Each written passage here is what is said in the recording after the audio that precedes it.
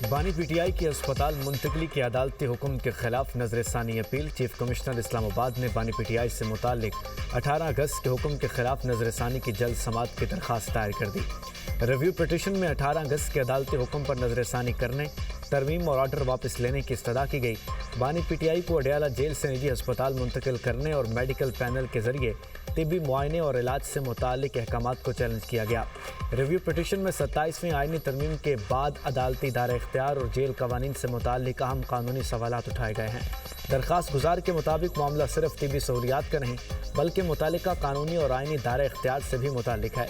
अदालती हुक्म वक्त की पाबंदी पर मबनी था, इसलिए मामले की फौरी समाअत जरूरी है।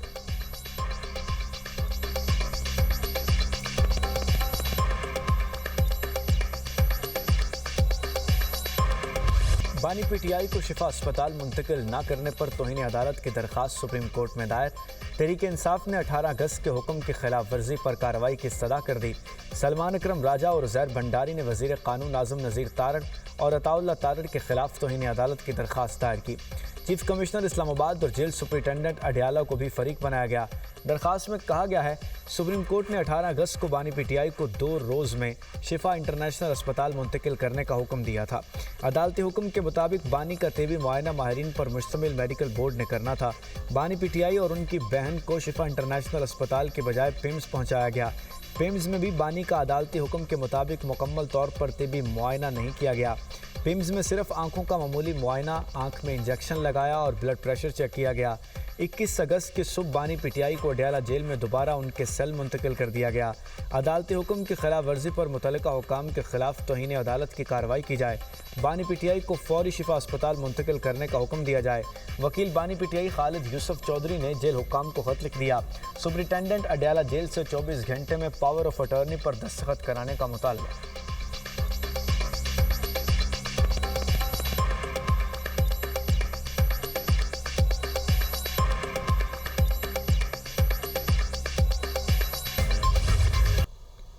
कि ये सेहत का मामला है, इसका सियासत से ताल्लुक़ नहीं है, तो इसको सियासत से दूर रखें।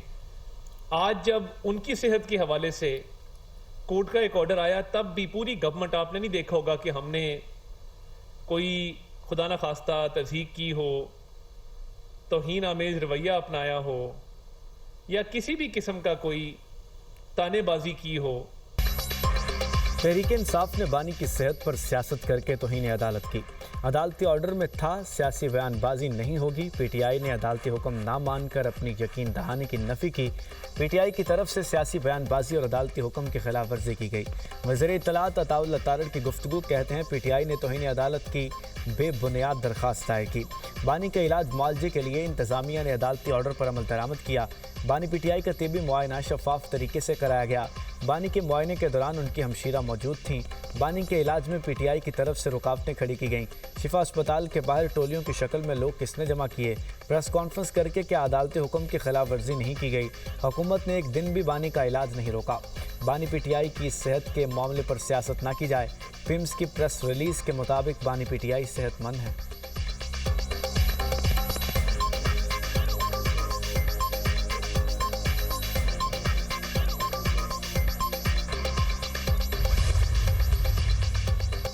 सुप्रीम कोर्ट के फैसले में वाज़े लिखा था, बानी को शिफा अस्पताल में शिफ्ट किया जाए। सुप्रीम कोर्ट के अहकामात की खिलाफ वर्जी हुई है।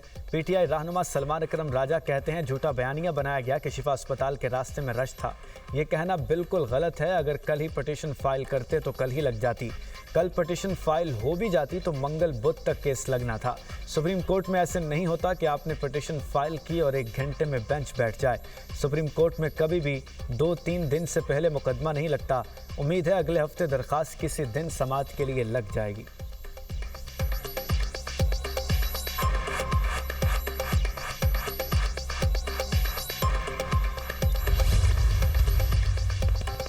पाकिस्तान बार काउंसिल का पीटीआई के प्रोपेगेंडे से लाताल्लुकी का इजहार। वाइस चेयरमैन ने कहा, काउंसिल के 23 में से 8 अरकान का जारी बयान इनफरादी ख्यालात की अक्कासी करता है।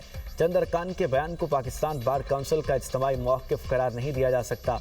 बार काउंसिल्स को सियासी मफादात और ज़ाती एजेंडों से बालातर रहना चाहिए। आला अदलिया के प्लेटफॉर्म्स को सियासी मकासद के लिए इस्तेमाल नहीं किया जाना चाहिए। पंजाब बार काउंसिल ने भी पीटीआई के सियासी प्रोपेगेंडे से लाताल्लुकी का इख्तियार कर ली। बयान में कहा, ज़ेर समात मामलात पर सियासी बयानात से गुरेज करना चाहिए। अदालती फैसले से कबल किसी फरीक के हक या मुखालफत में राय मुसल्लत करना बार काउंसिल्स का किरदार नहीं। बलूचिस्तान हाई कोर्ट बार को पीटीआई की जानिब से सियासी मफाद के लिए इस्तेमाल करने की मजम्मत। सदर अताउल्ला ने बार के बयान को गुमराह कुन करार दे दिया।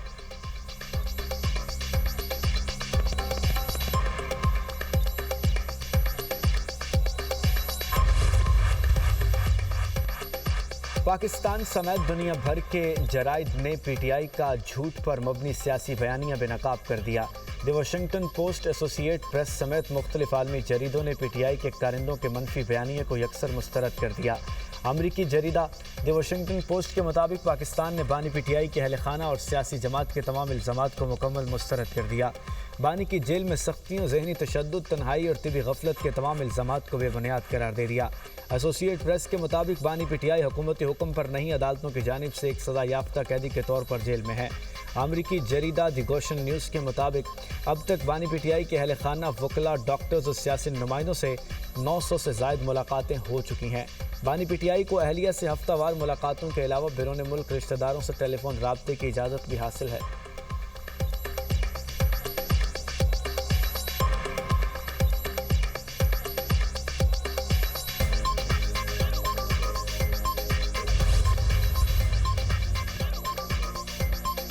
हुकूमत ने बानी पीटीआई से मुताल्लिक अदालती फैसले पर अमल दरामद नहीं किया। वज़ीर खैबर पख्तूनख्वा सोहेल अफरीदी का कहना है, 27 अगस्त को इस्लामाबाद की तरफ लॉन्ग मार्च होगा। अब 20 नहीं 40 लाख लोग लेकर जाएंगे। हमारा नौजवान बेरोजगार और हमारी इंडस्ट्री तबाह हो गई। नौजवानों को मुल्क और अपने मुस्तकबिल के लिए खड़ा होना होगा। असद कैसर ने कहा, लॉन्ग मार्च में तमाम सियासी जमातों को साथ मिलाएंगे। हुकूमत ने सुप्रीम कोर्ट के फैसले को नहीं माना। वो दिन दूर नहीं जब बानी पीटीआई जेल से बाहर होंगे।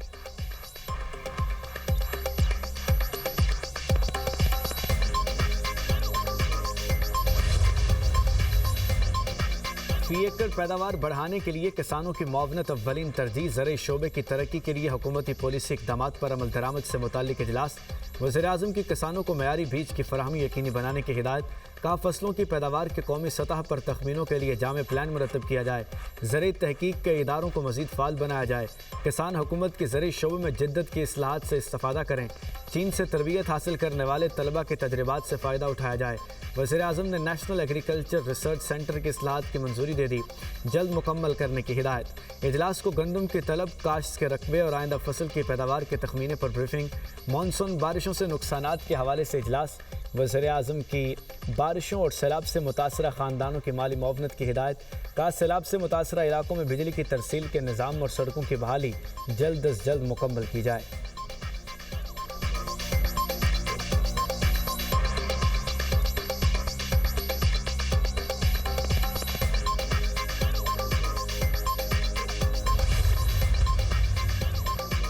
नायब वज़ीर-ए-आज़म इसहाक़ डार की ज़ेर सदारत कबीना कमेटी निजकारी का इजलास। निजकारी के पहले मरहले में शामिल डिस्कोज, फेस्को, गैपको और आइस्को के लिए तंजीम 9 के मनसूबे की मंजूरी। डिस्कोज लैंड एसेट सरकारी मलकियती पावर होल्डिंग कंपनी को बतौर होल्डिंग कंपनी मुंतकिल किए जाएंगे। इसहाक़ डार की मनसूबे पर तेज़ रफ्तारी से अमल दरामद की हिदायत। कहा, डिस्कोज की खदमात का मयार बेहतर बनाने और नुकसानात में कमी लाने में मदद मिलेगी। मनसूबा स्कीम ऑफ अरेंजमेंट के जरिए नाफिज किया जाएगा। मनसूबा मंजूरी के लिए securities and exchange commission of Pakistan में जमा कराया जाएगा।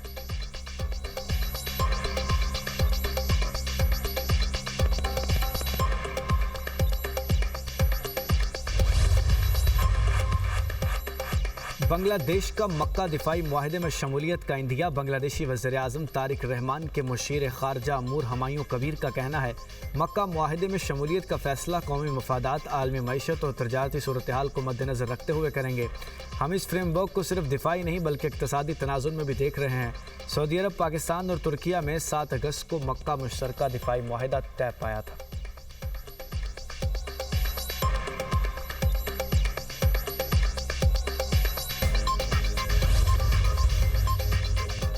मक्का बाहमी दिफाई मुआहिदा पाकिस्तान के लिए स्ट्रेटेजिक वसअत और इलाकाई तवाज़ुन का जरिया करार। अमरीकी जरीदे FPIF के मुताबिक मुआहिदे को ईरान मुखालिफ इत्तेहाद करार देना दुरुस्त नहीं। मुआहिदा बदलते मशरक़ वस्ता में इलाकाई ताकतों के बढ़ते हुए किरदार की अक्कासी करता है। अमरीकी सदर की मुआहिदे की हिमायत पाकिस्तान के वाशिंगटन में अहमियत को जाहिर करती है। मुआहिदे का फोकस इलाकाई प्रॉक्सी खतरात से निमटना है। मक्का मुआहिदे में दीगर इलाकाई ममालिक के लिए शमूलियत का रास्ता खुला रखा गया।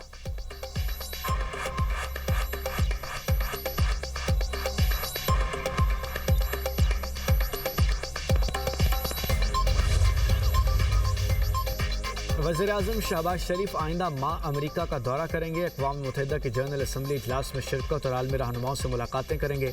अक़वाम मुत्तहिदा की जनरल असम्बली का इजलास 8 सितंबर से शुरू होगा।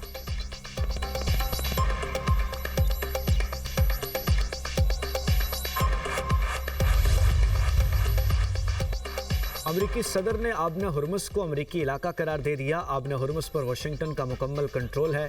ट्रंप का इंतखाबी रैली से खिताब और सहाफ़ियों से गुफ्तगू। कहा, ईरान जौहरी हथियार हासिल नहीं कर सकता। ईरान ने ऐसा करने की कोशिश की तो उसे संगीन नताइज भुगतना होंगे। ईरान पर मुआशी दबाव बढ़ाने का मतलब फ़ौजी कार्रवाई का इम्कान ख़त्म होना नहीं है। ईरान को शदीद मुश्किलात का सामना है। तेहरान दिवालिया हो चुका है। ईरानियों को 350% महंगाई का सामना है। ईरान मुआहिदा चाहता है, ताहम अभी दुरुस्त मुआहिदे के लिए तैयार नहीं।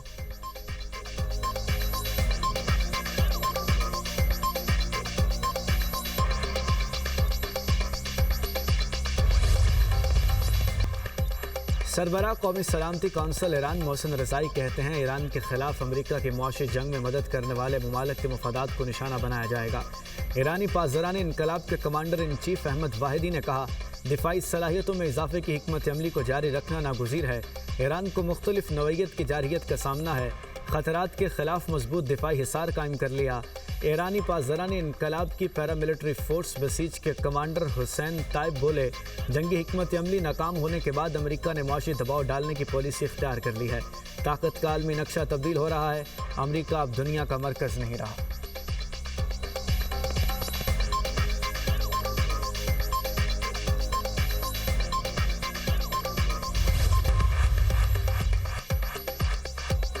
बरतानिया के शहर मिडल्सब्रा के करीब A66 रोड पर पुलिस ताक़ुब के दौरान खौफनाक ट्रैफिक हादसा। 2 पुलिस एहलकारों समेत 7 अफराद हलाक।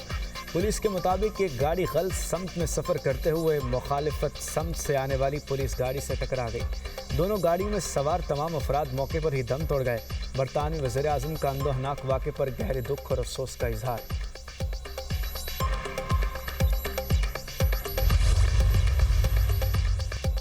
मीर रज़ा ने आखिरी 12 घंटे कहाँ गुजारे, किस किस से मिला। कराची के नौजवान ताजर की हलाकत के केस में नई तफसीलात सामने आ गईं।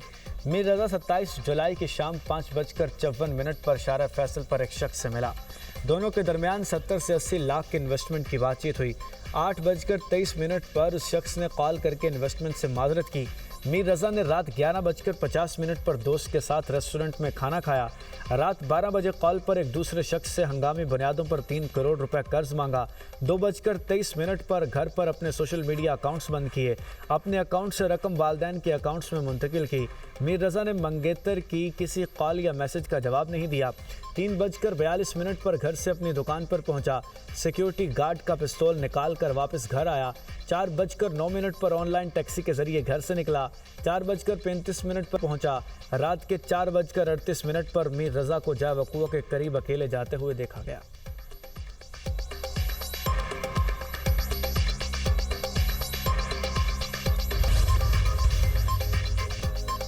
कराची में डालमिया मुजाहिद पाड़ा के करीब फायरिंग से एक शख्स जाँ बहक शनाख्त ज़ुहैब के नाम से हुई। रेस्क्यू एहलकारों ने लाश अस्पताल मुंतकिल कर दी। पुलिस के मुताबिक फायरिंग का वाक़या मकतूल के घर के करीब पेश आया। वाक़े की तफ्तीश कर रहे हैं।